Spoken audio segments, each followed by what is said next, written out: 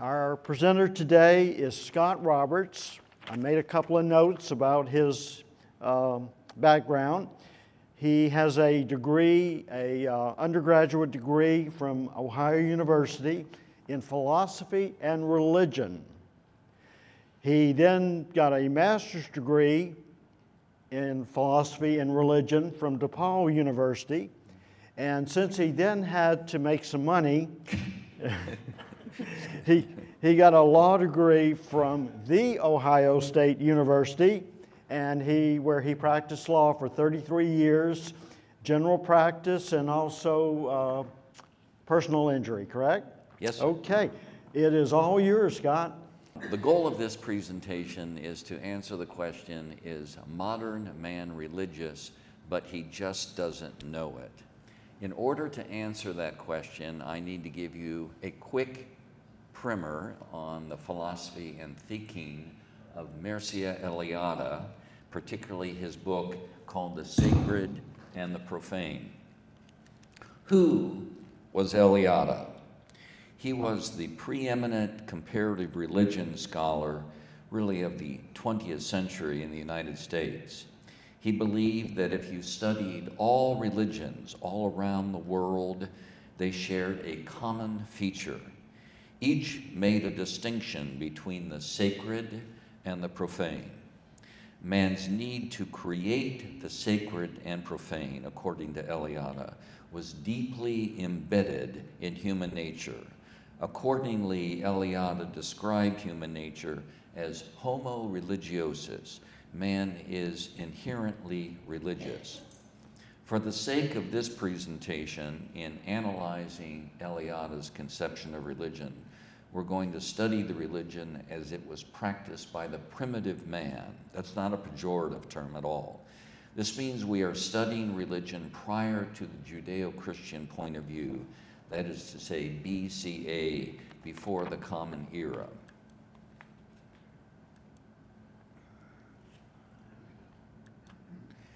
Primitive man is homo religiosus. Eliade believed that man had three primordial existential needs. The first, he needed to live in an ordered universe.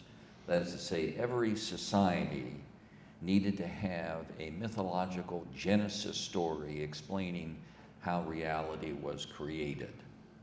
Second need, man's need to abolish time and to overcome his own finitude or death, and more about that in a minute. And then thirdly, man's need to live out a script wherein his life is given heroic and enduring significance. How did the primitive man meet the existential needs that I've just delineated? Eliade's answer is through ritual and the primitive man's conception of reality. What ritual did the primitive man create to meet his needs? Primitive man created an hourglass view of reality wherein the gods lived in the heavens above and man existed on earth. Mythology for Eliade consisted of stories primitive man told about the gods in the heavens. Primitive man sought to imitate the activity of the gods in the heavens. Any human activity that had divine archetype was considered sacred. Any activity lacking a divine archetype was considered profane.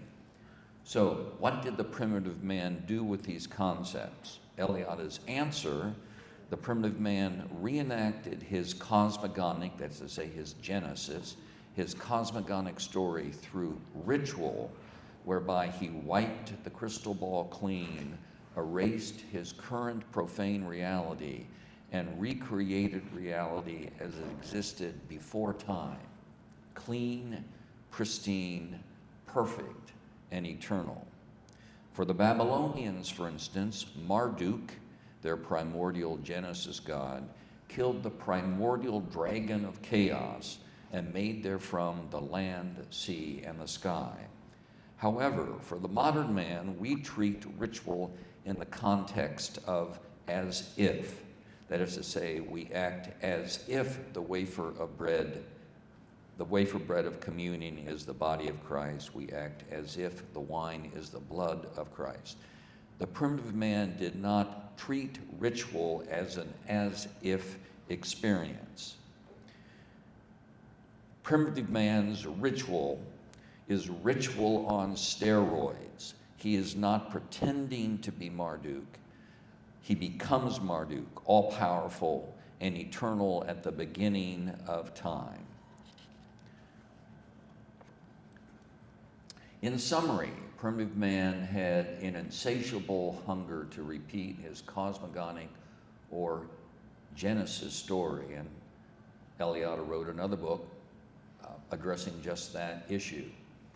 The myth of the eternal return. The primitive man is always erasing present reality and going back to the beginning of everything before reality was created. Primitive man repeated this cosmogonic story over and over and over in order to meet his three primordial needs, that is to say, to order reality, overcome time and death, and to create a heroic script to live by. In conclusion, if you'll indulge me, let me read a paragraph from Eliade's The Myth of the Eternal Return, which sums everything up. The examples we have given could easily be multiplied, but it is not our intention to exhaust the themes as we encounter in this essay. And he was talking about Genesis stories. That's what he's talking about. We only wish to situate them in accordance with a common perspective, the need of archaic societies to regenerate themselves periodically through the annulment of time. Collective or individual, periodic or spontaneous, regeneration rites always comprise in their structure and meaning an element of regeneration through repetition of an archetypal act, usually of the cosmogonic act. What is of chief importance to us in these archaic systems is the abolition of concrete time, and hence their anti-historical intent. Carried to their extreme, all the rites and all the behavior patterns that we have so far mentioned would be comprised in the following statement: if we pay no attention to it, time does not exist. Time is annulled. In short, for the religious man of the primitive and archaic societies, the eternal repetition of paradigmatic gestures and the eternal recovery of the same mythical time of origin, sanctified by the gods, in no sense implies a pessimistic vision of life. On the contrary, for him it is by virtue of this eternal return to the sources of the sacred and the real that human existence appears to be saved from nothingness and death. And we thought primitive man was simple. He was profoundly complex. He was also ingenious in creating a reality and rituals that satisfied his basic needs. Okay, the goal of this presentation. Here we have Eliade in the classroom, and incidentally, this is a true story. And we have a student denying his homo religiosus status. Imagine an undergraduate having taken Professor Eliade's class on the primitive man's hourglass view of reality, his need to abolish time, to regenerate and to order his world, and to create a heroic script for himself as homo religiosus. The student is unimpressed with the class and says to Professor Eliade, "Professor, I am not religious at all like the primitive man. This course has nothing to do with me." Eliade answers, "I disagree. You are profoundly religious like the primitive man, but you just don't know it." What in the world did Eliade mean by that statement? And the goal of this presentation is to answer that question. In order to do that, I need to introduce one more concept. This is an Eliadean concept, but I wanted to give it a user-friendly sobriquet. What is the "thank God it's Friday" effect? Integral to the structure of the primitive man's cosmogonic ritual was his abandoning a sclerotic order that no longer served his needs, returning reality to chaos, and then creating a new, pristine, eternal order out of that chaos. For instance, the Babylonians abandoned their sclerotic social order, returned the cosmos to the beginning of everything, reenacted Marduk's killing of the primordial dragon of chaos, and then creating therefrom a new reality that is fresh, clean, and deathless.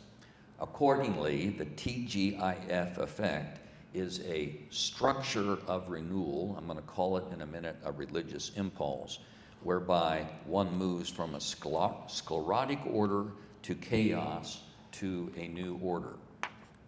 Okay, there are 4 characteristics or degraded religious impulse expressed in the primitive man's cosmogonic ritual that are repeated in modernity. The first one is the TGIF effect that I just defined. That is to say, the need to abandon a sclerotic order, return to chaos, and to create a new order. With respect to this religious impulse, the TGIF effect, I want to give 4 examples of the TGIF effect in our contemporary lives, and then discuss each briefly. One, manifested the TGIF effect, manifested in our work and daily life, manifested in our larger social celebrations, manifested in our dreams, and manifested in our art. Let's take the first one first. Manifested in our work and daily life. And here we have a cartoon that we've all been in. The TGIF effect in our everyday work week, homo religiosus in the 21st century, escaping a sclerotic order, embracing chaos, and then returning refreshed to a new order when we go back to work. When we go to work in the morning, we're in our suit and tie. We embrace a demanding schedule packed with deadlines and negotiating with others. Our world is fast-paced and stressful. We make it to Friday, or TGIF. We abandon our work-like focus, relax, embrace chaos, go dancing, drink Long Island iced teas, laugh with friends at a bar, go to a football game, binge watch Netflix, and stay in our pajamas the entire weekend. No one shaves or puts on makeup. We eat our favorite comfort foods, pizza, macaroni and cheese. On Monday, we leave the chaos of the weekend, return to work refreshed, and step into a new order, focused and ready to be at the top of our game and to do our job.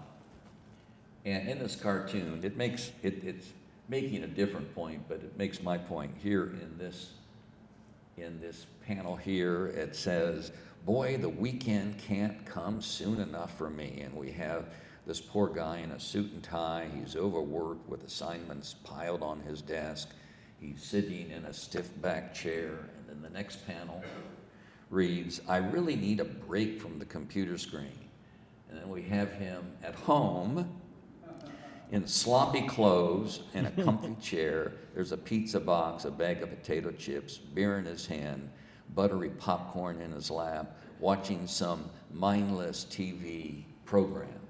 So he's going from a structured order to chaos and then going back to work.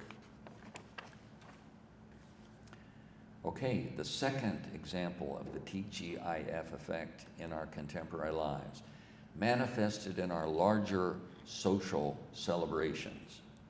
The most colorful example of that is the Roman Saturnalia, a social ritual that the Romans used to regenerate themselves and their world. Saturnalia took place annually on December 21st, the winter solstice, and ushered in the new year and celebrated the god Saturn. What are the 3 TGIF moments in the Roman Saturnalia? First, participants discarded the ordinary order of Roman society. All business was suspended, shops were closed, and all embraced a carnival-like atmosphere, i.e., there's an abandonment of an older sclerotic order from which the participants escaped.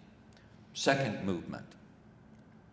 This holiday celebrated sexual license, orgies, dancing, excessive drinking, eating, masquerading, disguises, role reversals, i.e. slaves became masters and masters became slaves, and unrestrained merrymaking. All chaotic or lawless behavior was permitted. A lord of misrule was appointed who ordered people to sing naked in the streets, to jump into buckets of ice water, and to cavort and copulate with young masked women, okay? This is the embracement of social chaos, anything that happens on the squares here in the villages. All right? Third moment in the TGIF structure, after approximately 10 days of this catharsis and social chaos, life returns to normal, order is reinstated, and businesses reopened. Roman society is rebooted, renewed, and revigorated. That is, the Saturnalia is a degraded or watered down version of the cosmogonic event. The hourglass view of reality embraced by the primitive man was on the way out. So by the time we reach the first millennium, the original cosmogonic ritual is getting, Eliade often says these words, degraded, disguised, but never extirpated. Degraded, disguised, but never extirpated. Okay, modernity's further secularization and degrading of the religious content of the religious solstice and New Year's Eve celebration. As we have seen, sexual abandon has been a part of man's Saturnalian experience of renewal because the embracement of chaos, i.e. disregarding society's normal rules and restrictions, are part of the regenerative experience. This is why our New Year's Eve experience is often cast in a sexual, promiscuous light. But then again, we have New Year's Eve in the villages. The cartoon reads, in case you can't see it in the back, we have the wife and we have the husband here. I've decided that instead of becoming a new me this year, I'll just get a new you. Okay, the third example of the TGIF effect, which is a religious impulse, okay, and I'm giving 4 examples. The third example is the TGIF manifested in our dream life. Here we have the stages of sleep, and if you can't read it in the back, we have the first stage, the lightest sleep stage, and is easiest to be woken from. Over here, we have a deeper sleep state, and most of our sleep occurs in this phase. Over here, we have the deepest stage of sleep, and it is the hardest to wake from. And then over here, we have REM sleep stage. In this stage, dreaming occurs. What is the nature of REM sleep? In our waking moments, again, we're talking about the TGIF effect in our dream life. In our waking moments, our minds are analytical, organized, rational. We live in a world of cause and effect and coherent space and time. In REM sleep, we abandon our rational mindset and our mind descends into chaos. Our REM dreams are phantasmagoric, hallucinatory, and confused. Everything is turned upside down and is irrational. Scientists have studied sleep by permitting a person to sleep, but waking them when they start to REM dream.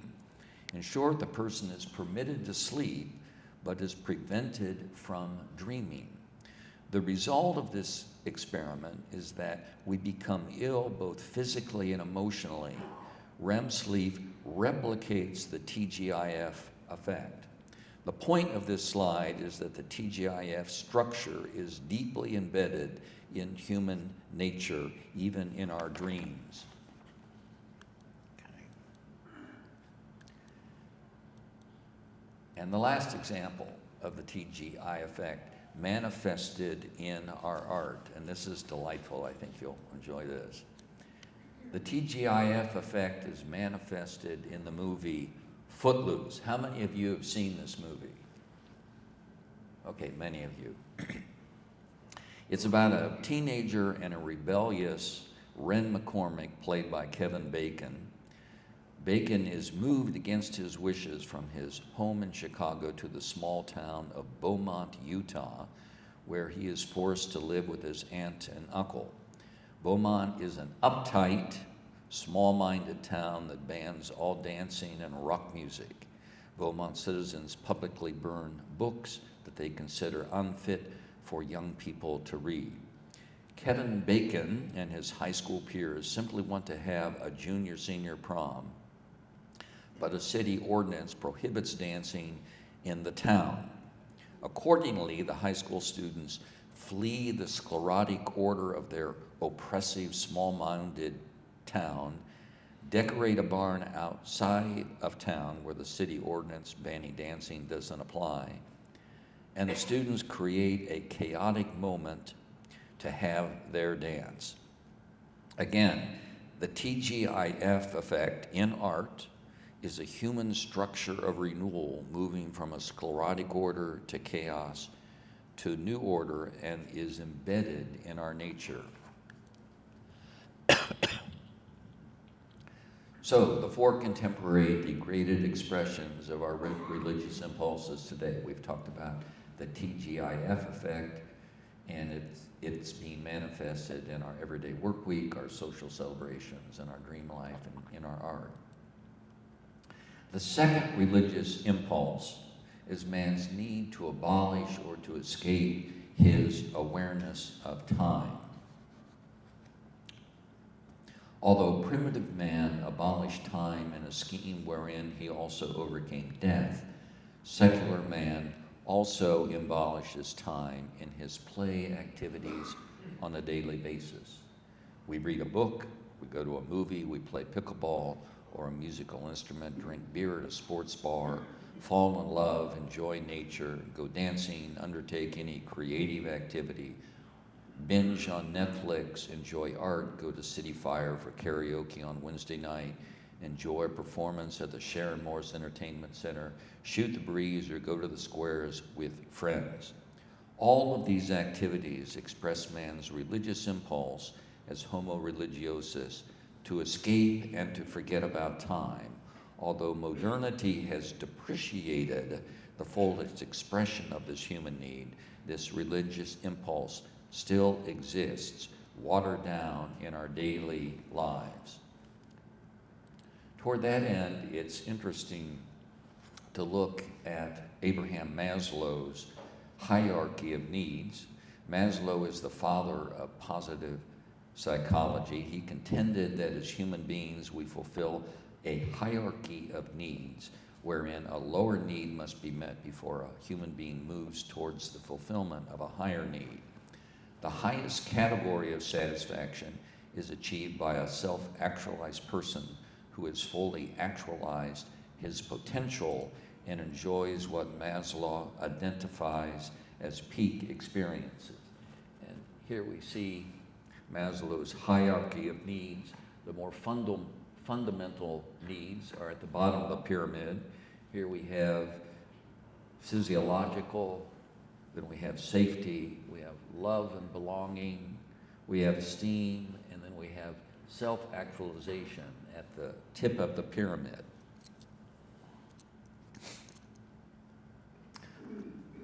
If you are lucky enough to make it to the tip of the pyramid and become fully actualized, according to Maslow, you have peak experiences. What is a peak experience? It is a transcendent and euphoric experience where whatever we're doing, we feel like this is what I was meant to do. This is my destiny. And this experience feels timeless. Timeless. Again, the point of this slide is that the need to escape our awareness of time is embedded in human nature.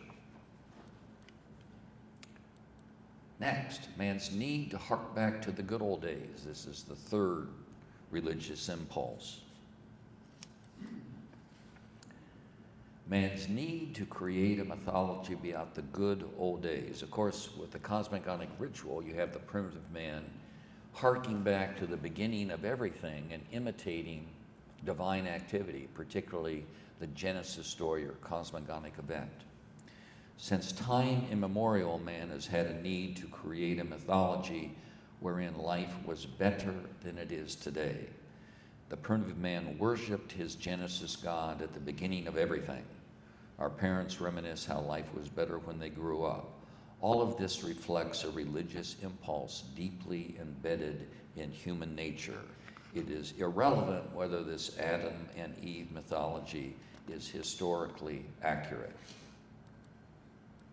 And lastly, the fourth contemporary and degraded expression of a religious impulse is man's need to create heroes, real or imagined. And that is to say, we have a human or religious tendency to make our heroes bigger than life. Just as the primitive man created primordial divine figures to worship and to imitate, so modern man creates heroes both in fact and in fiction, whom we make bigger than life.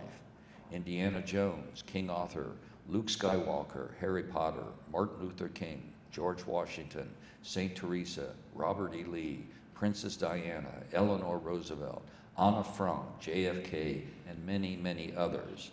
Again, it is irrelevant that our mythology of heroes is historically accurate. Our need to create such heroes is a religious impulse deeply embedded in human nature. In conclusion, is Professor Eliade's response to the undergraduate student correct? That is the student profoundly religious, but he just doesn't know it? Eliade's answer, yes, the student's work life, his vacations, the book he reads, his dream life, the art he enjoys, the kind of TV shows or movies he watches, is losing track of time as he plays, is listening to his parents talk about the good old days, the people he idealizes and how he celebrates socially are all expressions of religious impulse wherein man seeks to regenerate himself and his world as homo religiosus. According to Eliade, the student is profoundly religious, but he just doesn't know it.